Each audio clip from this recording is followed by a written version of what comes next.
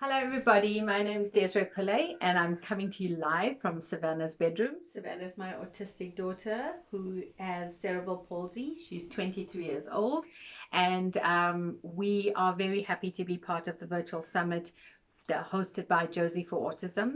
I think the theme friendship is fantastic, and Savannah's got her little representation of friendship with her. Who is that? Who's in your hand? Rafiki. Rafiki. Can we hold him up? Can we show everybody Rafiki, please? Can you hold him up here? Hold him up for mom. That's Rafiki, Savannah's little toy. Baby. You're from the time you were a baby. I know, forever and ever. So that is one of Savannah's friends. But Savannah also has other friends that are not figurines, actual people, and they are people who are autistic and also non-autistic people.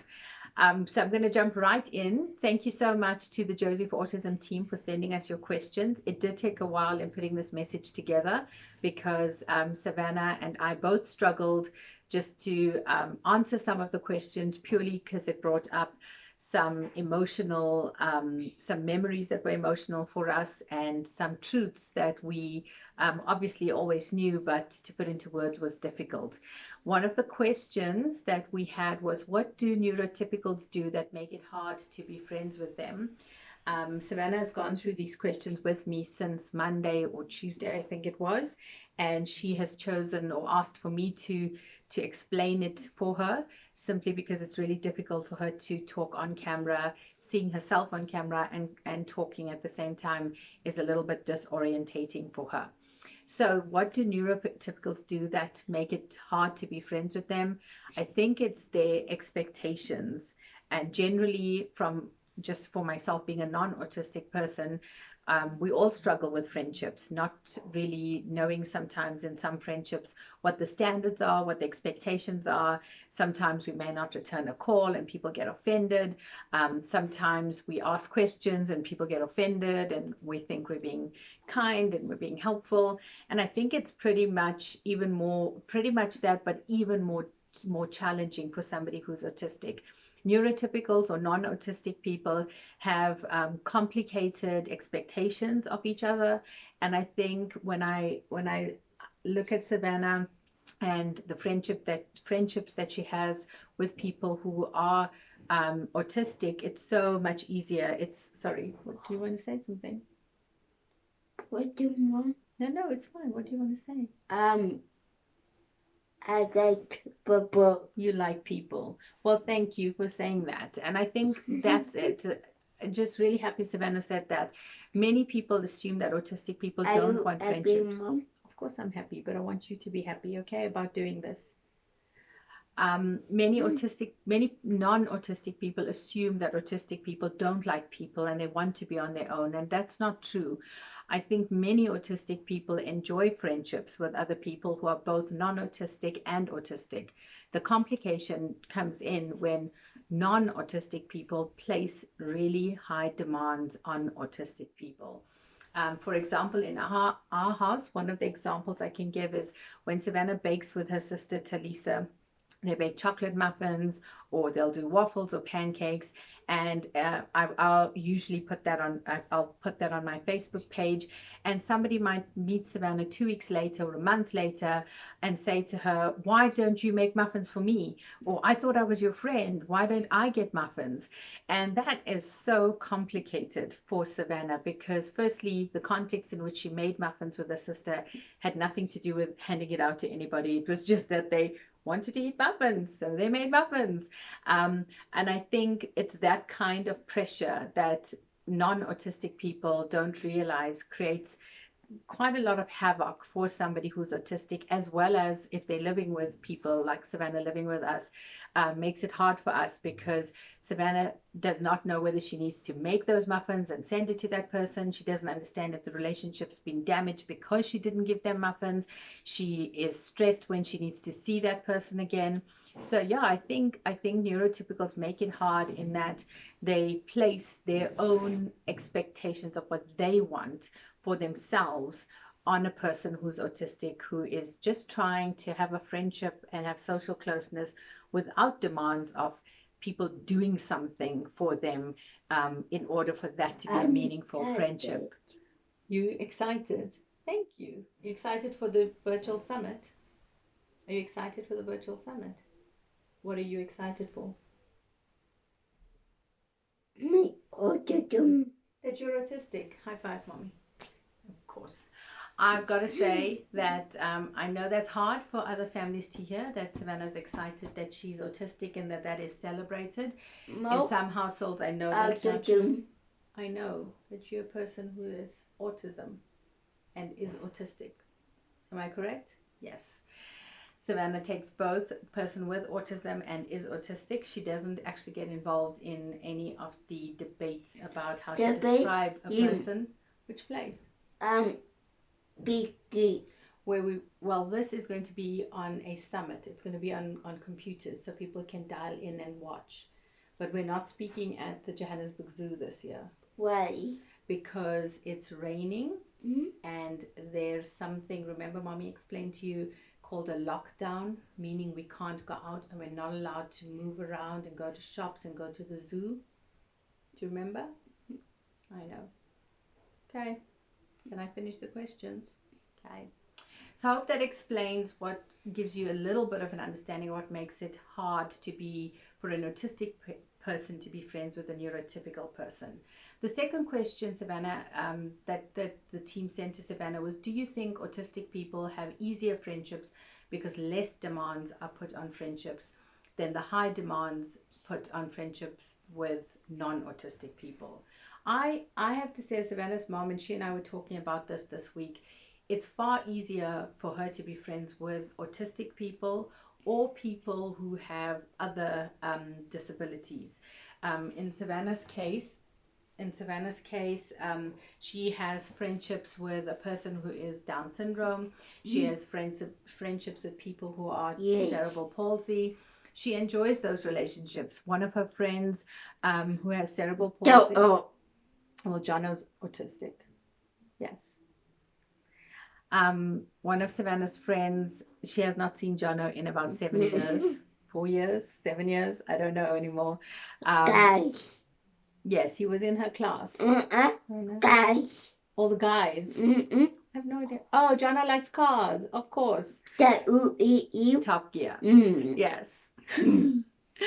Savannah remembers Jono, and they had a very good friendship. And if they see each other tomorrow, they will still be friends, and Savannah will still enjoy watching Jono watch Top Gear.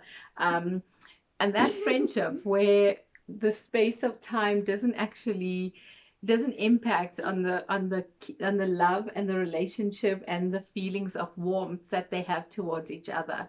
So definitely relationships between other autistic people are less demanding than between autistic people and non-autistic people.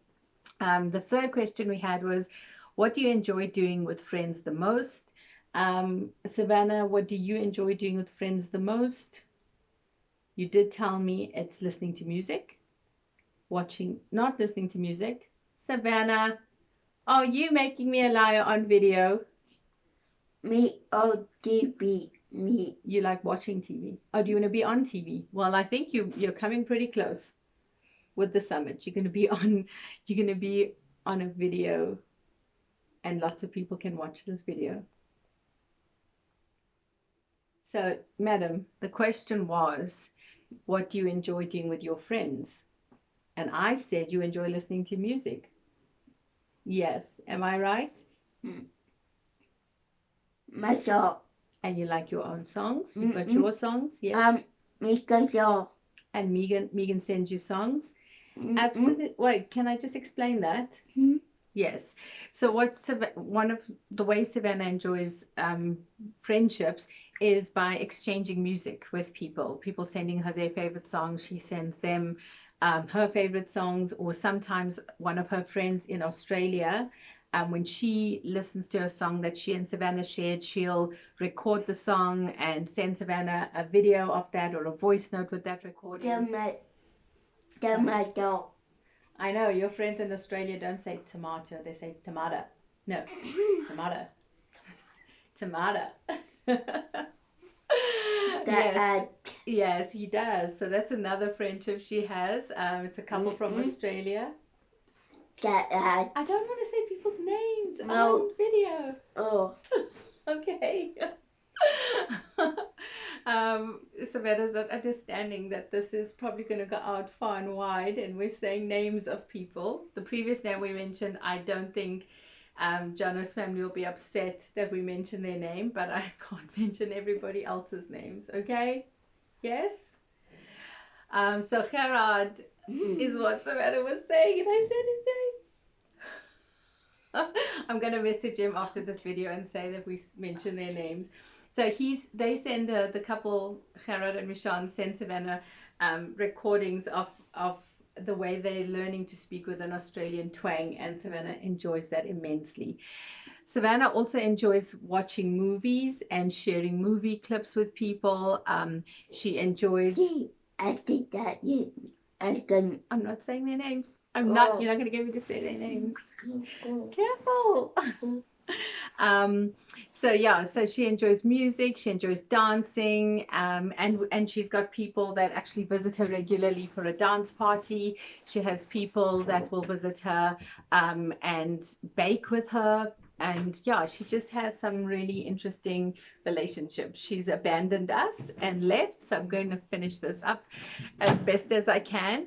The last question is, what is the thing that irritates, confuses you the most about neurotypical social norms?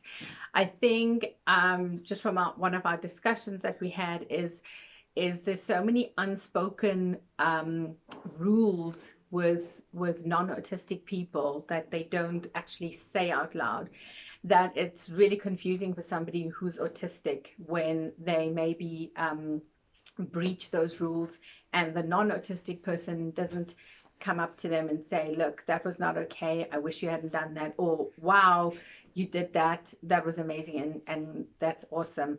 I think non-autistic people irritate Savannah in that they just don't ask her permission in terms of taking photographs or helping her with a wheelchair or helping her move. They make assumptions of what she can and cannot do. I think that's quite frustrating for her sometimes. When that happens, you'll hear her say, wait, I'll do it. And we actually had to practice that at home just to help her and empower her to stand up for herself. I think many non-autistic people are very well-meaning and they really want to help and they really want to be of service where they can to somebody who needs support, but I just think that they don't ask the right questions. And I think one of the things that I struggle with the most as Savannah's mom is people who get involved with Savannah, but they do it in terms of wanting themselves to be heroed in that relationship. And I don't think that's fair at all, because it's also just as much of a challenge for Savannah to have a relationship with a non-autistic person, because navigating through relationships, navigating through boundaries, navigating through what we can enjoy together and what we can't enjoy together is challenging and difficult for somebody who's autistic. So yeah, I think that can be irritating when there are expectations, unspoken expectations, unclear boundaries of the relationship, and where a neurotypical assumes that they must just help or must just be involved in a certain way without asking the autistic person if they need help, or can I help you with this, or where do you need me to help you, or can we do this together? I think assumptions, I think that's the word I'm looking for, assumptions of what the autistic person wants, needs, is saying is probably the most irritating thing. Thank you so much to everybody at the virtual summit. Thank you for those who are listening. You are welcome to send any questions on email to Savannah and she will try and reply. I usually type for her. She can use a program to, it's a picture to text program, but she has chosen now to rather speak or I am her secretary and she dictates to me and then I type out her answers for her. Thank you to the organizers for everything that you've done in keeping Josie for Autism alive this year amidst the COVID-19 coronavirus pandemic. I wish you all safety. I wish you all health. And I hope everybody just stays locked in until this has passed. And lots of love to everybody who is autistic and is struggling with the changes that we are going through. I know how hard you work to enjoy social closeness and to be involved in your communities, and now to have this suddenly taken away and have an unseen threat is quite complicated and difficult. To all the other families who are coping at home with somebody who is autistic and does not understand why we have to suddenly be home and not do what we want to do, I just send you lots of love and strength. You're in my prayers, and we have had our challenges with Savannah as her routines have changed, and it's not easy. I'm exhausted. We're not we're just struggling emotionally to help her cope, and not that we're angry or frustrated with her. It's just hard to see somebody struggle. And as I said at the beginning, Savannah's 23 years old. I've been working at this a long time to give her the best life possible, but when things happen that you can't control and you watch somebody just really grapple, and everything you know and everything you've learned is not helping them, it's really tough. So I just want to send you lots of love, lots of hugs, virtual hugs. And I just want to say, if you can reach out and speak to someone, please do. Please speak to a mental health counselor. Email me. It's Desiree at amillionbeautifulpieces.coza. And just try and connect with your community. It is challenging, and while Savannah and I sit here and we giggle and we laugh, it's a good space for us at this moment, but that can change at any point, at any time. And the recovery for me after she has recovered, and for the rest of the family, takes time too. And when you're in this perpetual motion of good, struggle, good, struggle, it's really hard when you can't take a walk, you can't take a swim, you can't take your child to their favorite restaurant or to visit that favorite person. It's hard. So thank you very much, and just thank you very much to everybody, and may friendships abound after COVID-19. Take care.